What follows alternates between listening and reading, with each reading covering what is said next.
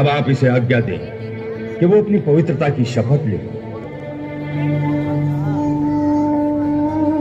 परंतु इससे पहले समस्त सभासद, गुरुजन, माताएं और आकाश में स्थित देवता मेरी एक बात सुन ले।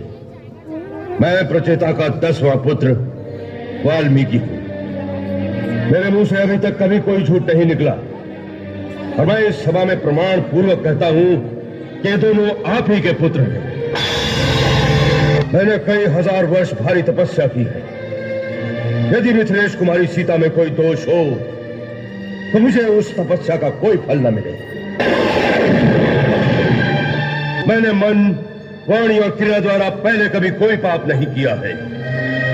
यदि मिथिलेश कुमारी सीता निष्पाप हो तभी मुझे अपने उस पुण्य कर्म का फल प्राप्त हो, अन्यथा मेरे सारे पुण्य कर्म निष्फल हो जाए। रघुनंदन, मैं जानता हूं कि आपको सीता प्राणों से अधिक प्यारी है और आप ये भी जानते हैं कि सीता सर्वथा शुद्ध है।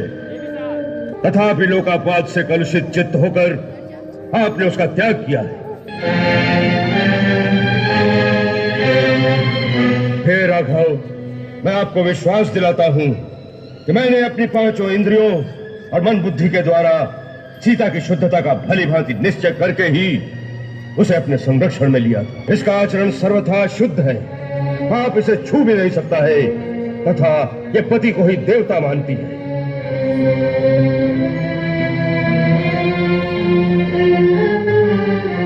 यदि आपको मेरी बात पर विश्वास हो तो इसे पूर्ण आदर के साथ ग्रहण करें और इसे राज सिंहासन पर स्थान दें।